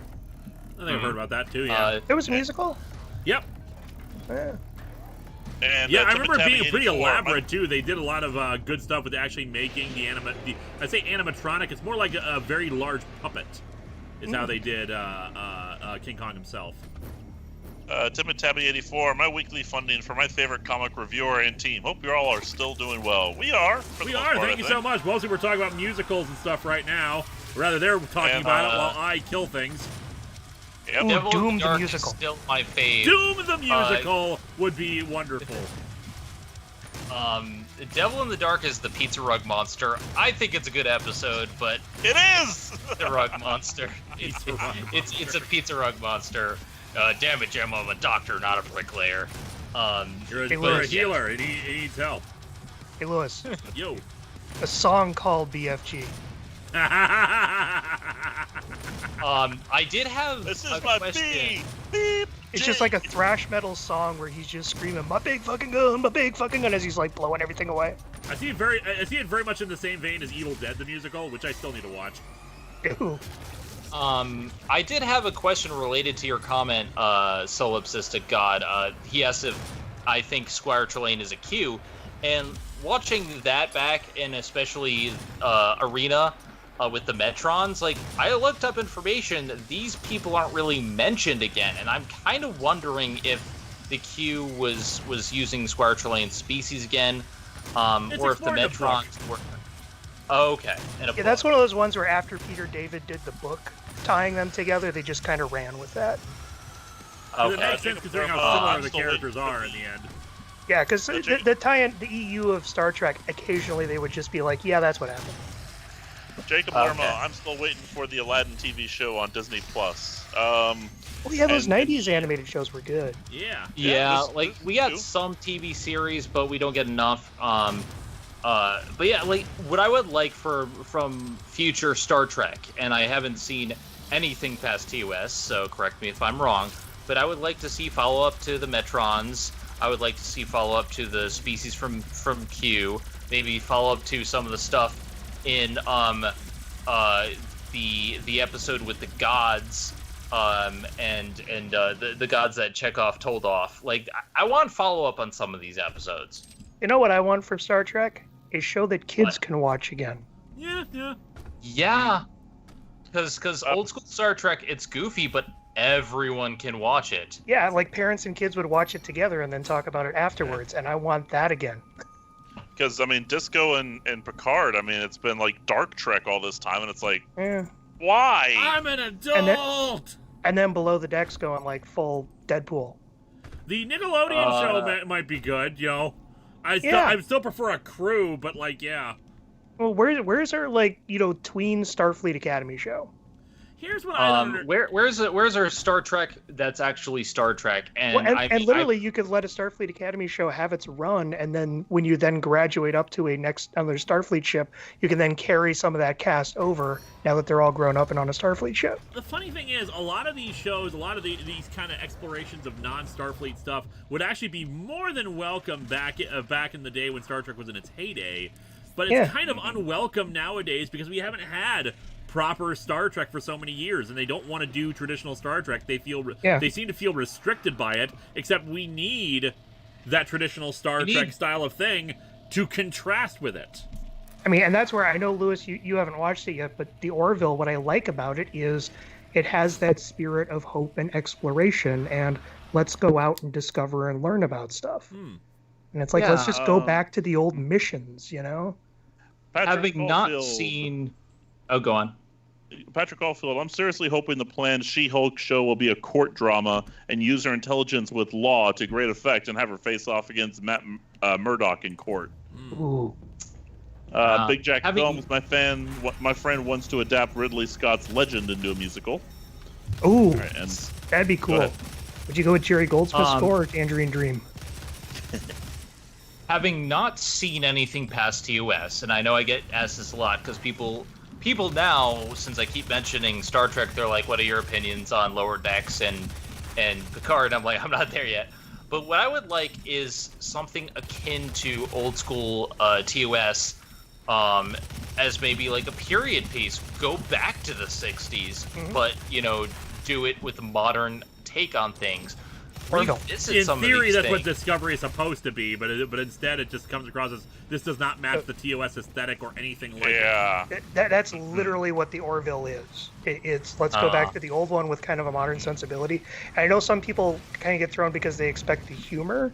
And there's a lot of darkness and seriousness and drama in that show, and it's being done by a lot of established Star Trek writers like Robert Hewitt Wolfe. I think Ira Stephen Bear did some episodes for them. Is Orville considered canon? It's not Star Trek. It's a lot of people doing their version of classic Star Trek. Okay. Yeah, it's very much its own thing, but it very much has the feel of classic Star Trek. And yeah, I can't recommend it enough, especially the season 2 midpoint. Oh god. Identity Parts 1 and 2. It's literally like if you took Next Generation and kind of weeded out the filler episodes. Yeah, Identity Parts 1 and 2 is just downright glorious. So yeah. I will have to check out the Orville. And then speaking from my perspective, I know people mention the books to me a lot for like the series that I'm covering. I don't know if I'm going to have time to do that, and my editor has straight up told me that he doesn't want to do like the Doctor Who books because that's going to be hard on him to edit. We can maybe do a podcast style thing, but like it's going to be tough. I'm going to be honest with you guys. Reading the time to read an entire book is not what I have. If there are adaptations of books, then maybe. Yeah, I think there are a handful of books that they accepted into the broader canon that, I mean, like Imzadi and a couple of other ones like that are maybe worth looking at. But the books, it's such a flood of content. It's one of the reasons why they pretty much declared the live action show was the only thing that counted. Yeah, which makes sense, and why I'm probably going to just focus on the animated series, the this and that. I want to cover the stuff that's widely available and easier for me to do. Gordon ZX, how did you get into Star Trek? I got into it because Lewis won't shut up about it. I really won't. And I got intrigued by it after watching his show so often. And we were talking about it one night on the stream, I think. And I decided, you know what? I'm just going to watch Star Trek. And then after halfway through the season, I said, I'm going to review it. I love this. So that's how I got into it. Lewis? I've been watching it since as early as I can remember. It's just always been around. I haven't heard the song Beam Me Up, Scotty, but you know, they never say the words "Beam me up, Scotty." They say "Beam me up, Mr. Spock." But there's a term for that. I can't remember what the name of it is. It's Mandela effect, maybe. No. It's specifically for shows saying lines that like shows and movies saying lines that have become part of the popular consciousness, even though they never actually happened. Like "Play It Again, Sam." Yeah. I forgot what that is, but yeah, I know what you mean. JTSG, I sort of get what you guys are saying, but wasn't doing more of the same with Ice Star Trek originally. Voyager doing TNG Light, Enterprise doing Dismal Beginnings, The Failure Nemesis, etc. Yes, but the thing is, that's because they hadn't broken up the formula in 20 continuous years. Like DS9 and Voyager was supposed to break up the formula, but it had just ended up being more of the same because it just came from the same people who had been working on it continuously and were clearly burnt out. It also ran into like a jumble of writers kind of all disagreeing on what to do. And nowadays we have Trek that doesn't have the context of everything being that samey. So we don't have an established status quo that they are trying to break up against, other than, here's what we think Star Trek is, and thus what we will try to differentiate ourselves from, and it just ends up being unpleasant. I think what they need to do is do what Next Gen did, is just do such a broad time jump ahead that we just leave all the established characters behind. Yep. And I'm okay with that. That's what I want. Let's do let's do Next Generation another 100 years version later. 2. Let's have the Enterprise N or something. Again, that's sort of what Discovery has done. That's why actually season 3 is actually looking like it might be something interesting. Yeah. As long as it doesn't still become the Michael Burnham show. What will annoy me more than anything, though, is if they do what everyone seems to want, and it's not what I want to. It's not what I want to see, which is the fall of the Federation. Right, and if you want that story, that's what Andromeda is. You can just go watch Andromeda. And that's a decent show for the first few seasons. Then it goes really weird. Jacob Lerma, should Song of the South be on Disney Plus? Sure. Yes, but they should be doing. I think. Lindsay, I think, talked about this once. They need to have. Why don't you actually do a full package with it? You have commentators explaining historical context. You have extra material discussing what historically was happening both in TV and movies at the time and the era that they are discussing. Why don't you have, like, disclaimer at the beginning, much like how Warner Brothers has it for some of their racist cartoons? And in fact, Disney does have a disclaimer in front of a lot of their shorts that have issues too. So it's like you can do something. It's possible to do this, and I feel like Song of the South is one of the least offensive examples, since they still have Dumbo, and like they still have Peter Pan, and both those things have problematic elements. I don't necessarily think they were intended to be racist, but they were a product of their times. Having just rewatched Dumbo, it's like they are actually very positive and helpful characters. They're just stereotypes. Yes. And the association with Crow. That's about it. And Song of the South is more boring than anything, so it's like it's a good historical context. And I think it's also more the overall thing instead of this one scene in a thing. It's also where the famous Zippity Doodah song came from. Yeah. That's the highlight of the film. That's kind of sad, isn't it? ZachFet 92. Sherlock Holmes never said elementary, dear Watson. Yeah, that's Mandela effect. Yep. Max Hauser, I know you're not really a Mark Miller fan, but have you ever read Old Man Logan? I have not, and I really don't want to, because I know what happens in Old Man Logan. And 1R HPS fan, not if they take Song of the South away from Splash Mountain, which... I approve of the update. It's been around for years. It's one of the rides that's falling apart that they need to upgrade, and Princess and the Frog is a better aesthetic that can work for the Bayou. I think it works. Yep. Yeah, same. I was about to say, I thought I heard someone say that they'd already done that. I don't know, though. Yeah, they just announced that process they're of doing going it, I to think. do it. They just announced that they're doing it. That's what I'm saying. Oh, okay. So they haven't actually finished the update. It's only starting. Like, it's gonna take a few years. Goran ZX, I would like a Star Trek series that have a full alien cast. Yeah, I would. You know what? DS9 was the closest we got. Yeah, because I think there's only like 3 human characters. Captain Cisco, Bashir, O'Brien. Yeah, I think so. Kira, Bajoran, Dax, Trill, Odo, Changeling, and Quark, Ferengi, and then Garrick, who's technically pretty much a cast member, especially by the end. Cardassian. Yep. And do you count Jake though? Because if you count Jake, then it's 4. I technically count Jake. Yeah, well, there's Keiko. Technically, Jake is there, but he's a supporting character, really. Just Don't swap forget out Keiko. him and Garrick.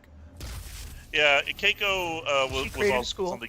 Yeah, but she was on the guest cast list, so yeah doesn't count. Yeah, by the same token, Molly O'Brien should be a cast member then. Yes, exactly. Mm-hmm. And Kiriyoshi. Don't forget Kiriyoshi. Everyone always forgets Kiriyoshi. Oh man, but I still love that one moment when O'Brien goes up to Worf. Did you hear Keiko's gonna have another baby? And Worf, now? I will be off station when this happens. I need to get there. I've only seen the first 2 seasons. Oh, it's great. But like speaking from my perspective on Star Trek, from what I have seen of the timeline, a lot of these things were released at the same time, like Enterprise, Discovery. It was basically one after another. DS9 premiered around season 5 or 6 of TNG, then Voyager season 2 or 3 of DS9. See, and I think. Oh, go ahead. Oversaturation was a thing, and we don't have that now. We have kind of these things that you could see, but none of these seasons are saying this is the Trek.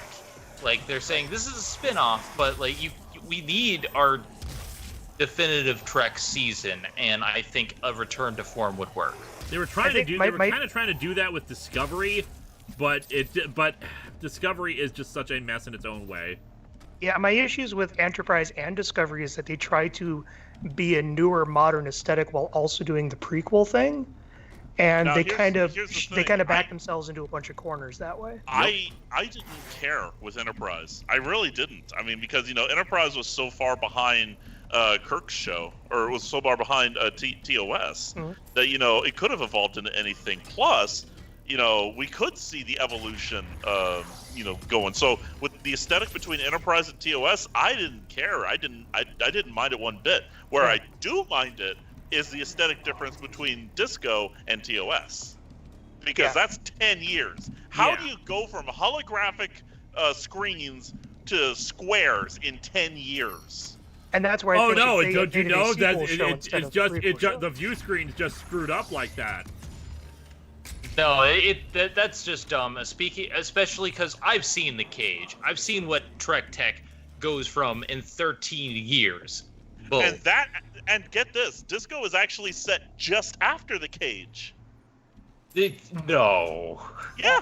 Because the Cage has some wonky tech, but you can see how the tech went from the Cage to modern times in TOS. Mhm. Just no. Yeah. And there are ways they can leave work around. And there are ways they can work around it. Like fans have come up with half a dozen easier theories they could have come up with some of the stuff, like uniform design, the general feel of the. Oh God, I want to get in there and get that BFG. Or how the tech war, or how the tech seems more advanced, and a lot of it just comes down to it's just the aesthetics of the period, because you know things work because sometimes it's just a design fad. You know, much like how things these days have you had an iPod look in the early 2000s. Now here's an interesting theory that I've read though, is boy. that the design aesthetic of TOS is actually a leftover from the Romulan Wars. Yeah. That the reason why it's all nonsense squares is because they didn't want any Romulan spying on the ship, and therefore you just take a glance and you can immediately see from any of the consoles, oh, that's their status. It's why it'd be so easy to explain it. Just have like a random piece of dialogue to explain it, but they don't bother to do that. They don't care. They don't care about lore, which And is that's gotta where I get think back if to they shows. don't care, then why not just make it a sequel show? Exactly. Like Alright. most of the problems of Discovery could be solved if you just made it a sequel series instead of a prequel show. Now Because that I post Nemesis totally is agree all with. wide open, you know? 7 star from 7. Even the darker, more mature, and very grim at times take on sci-fi that New Trek seems to be going for was done far better back then. Babylon 5, anyone? Yes. Mhm. I haven't seen it, but yes. SKH Video Productions, Molly is the best kid in Star Trek. You know what? I have to agree. At least the most adorable. Creative Chef 25. Please, if we got a Star Trek series that had the fall of the Federation, Gene Roddenberry would be rising from the grave and going, "What are you doing to my series?" No, he would be rising from the grave and saying, "We did this already. It was called Andromeda." He'd be rising from the grave and hitting on every woman on set. Pretty much, yeah. Yeah. Jacob Lerma, I see Watership Down. The bird character seems racist to me. Mhm. I don't know. And ZachFet92, why doesn't Star Trek ever cross over with other sci-fi themed shows like B5, Blake 7, or Red Dwarf? Rights Sci-fi issues. series- It happens in the comics though. There's lots of crossovers in the comics. It just they never do. There's never like a live action kind of crossover like there should be. And supposedly that there was plans in the works to make a crossover with Doctor Who and Enterprise. But of course, I Make canceled it, before it got but serious. unfortunately, we missed. Yeah, I got it. Russell T. Davies writing Star Trek would be so horny. And Abby says, follow up the question to that Old Man Logan one. If you know what happens in the comic, have you seen the Logan movie? And if so, what did you think? I've seen the Logan movie. Logan movie's great. It has nothing to do with Old Man Logan. Yeah. Mark Millar Yeah. movies are at their best when they change everything that Mark Millar wrote. Yup. Cough, Even then, Kingsman. they're plot-wise, they're completely different. Old Man Logan is a post-apocalyptic story, for one thing. speaking from my experience, when I reviewed Kingsman, I had no knowledge of Millar. And so I figured, I like the movie from the behind-the-scenes stuff. He looks good. And then I read up on him, and when we get to the Kingsman comic, I'm going to have some updates to do, I think, on my thoughts. The Wanted comic I literally threw across the room. And also, someone mentioned something about Shatner's blah, blah, blah, blah, blah, blah, blah, blah. Where was it? Yeah, Shatner's an asshole. Yeah. Yeah, William Shatner's Tech War. I'm not going to speak too much about that because Shatner's an asshole now, and he's currently on an anti-trans tirade. So we're gonna address that later. We were gonna do like a text blurb in the the Zen Trek review, where I say I do not endorse this actor, and also just things have changed. What did you get, Lewis? What did He you got get? the BFG. He got the BFG. Sorry, Yeah. they were saying in the chat, shoot the red lights, and all I could hear is shoot the glass. I had not heard that about Shatner. It All does I not could surprise hear me. are there 4 lights or 5? Now, the one but, downside of the BFG, limited ammo, unfortunately. Ah, But at the same boo. time, Yeah. so Enjoy it while it satisfying, lasts. though. Enjoy while it laughs. There go all the ghosts. EFG time. But yeah, unfortunately, Shatner is, and I just learned this yesterday as I was getting home from work, and I'm just like, really? As I'm just writing this, the review was planned for months, and whatever. Screw him. Oh. If Shatner sucks, this Here's all I is can why say, why though. Avery Brooks and Patrick Stewart win the Kirk versus Picard duels. 7 Seraphim 7, second best line after Worf's for the pregnancy plot line. Kira grabbing Bashir and yelling, "You did this to me," during the labor, given Bashir's actor was the reason for Nana visitors in real life pregnancy. Yep, I don't they remember were that happening. married at the time. Yeah, I don't remember that happening during the delivery. I remember that happening like earlier in the season, where she basically just said it off the cuff. Yep. SKH Video Productions, that smile, that laugh. Lewis is happy. Wouldn't you be? Yeah. Create a It's chef. the BFG. It's impossible to not be happy. By the way, Lewis, Yes. Doom the Musical, a song titled Human Torso Acquired. Ooh. Creative Show 25. Everyone run. Lewis has the BFG. And ZachFit92. You got the BFG. It's time to set off some whiz poppers. And Biggie B, everyone on that show hated him. Yeah, to be fair, he was an ass even from the beginning To be because fair. he didn't want to be part of it because he was upset that people liked Spock more than him. My thought is this. I mean, you have your script written and all. I would say, yeah, just put if you want to, just put a disclaimer in your credits or even on the video description.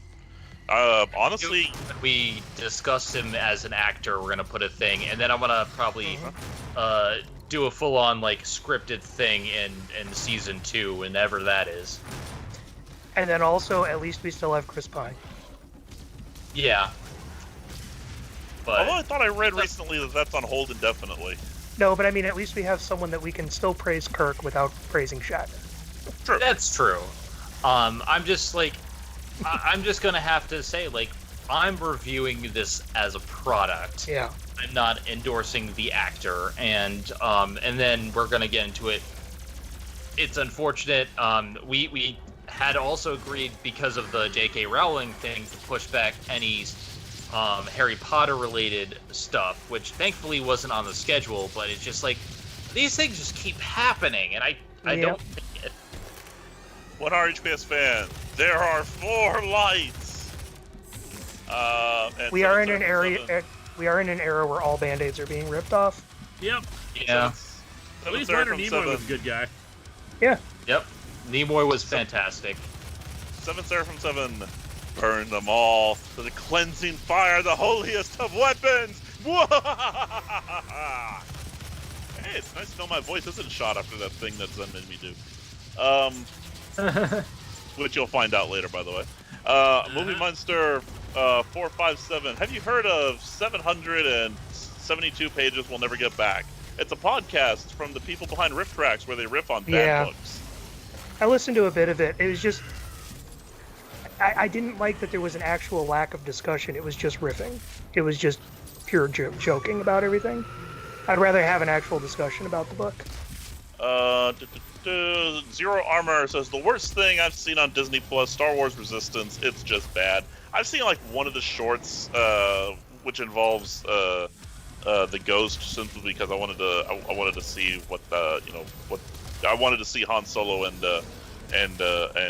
General Syndulla interact. So that was kind of fun. Creative Chef 25, GSR found a loophole in the ownership of Comicron 1.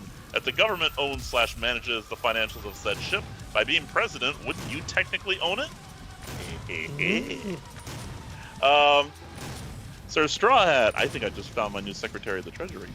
Sir Straw Hat says, okay, I found out that Rooster Teeth is taking down a bunch of their videos because they don't feel comfortable hosting them on their website, instead of just putting a disclaimer on them. WTF. I mean, They're I've right. done the same thing. If you don't feel comfortable hosting them, you have every right to take them down, and that's the thing. There's a difference between historical preservation, and I don't like seeing this on my channel. Yeah. Yeah. Captain Avenger 9093, I review, the game show reviewer reviews, Zen help? Game shows. But also, no. The game show reviewer doesn't review anything. Game show reviewer is a editor for hire. You see, I'm not going to tell you what he did, but he has done something for the Zen Trek review that is probably the best thing that we have ever done on my channel. And if you're looking for someone to edit something really fun for you together, for a fee, we do work for money. Give him a look, because he does fantastic work. I am more than an editor. I am also a visual effects artist. Keep in mind, I had to make half of the stuff in what I did. Yep. As someone who Also- has had his special effects on my face, I can endorse this. And Oh, you yeah, also that's did right. Yeah. You also did my end card for the Bun Squad. If you watch Yes. the new videos, you have the animated bunny. He animated that. So, I didn't just animate that. I made that. Ground up. yeah. I'm stepping away Jacob from it. Lerma, I'll be at right least back. we have Mark Hamill. Agreed.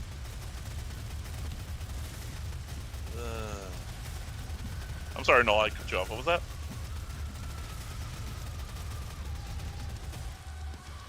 I think he stepped away for a second. Oh, okay.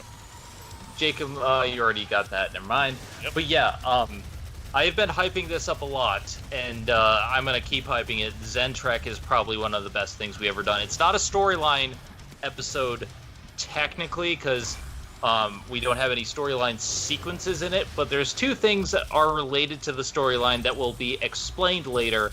Oh, jeez. And a lot of it is just I'm telling the story out of order to keep you guessing.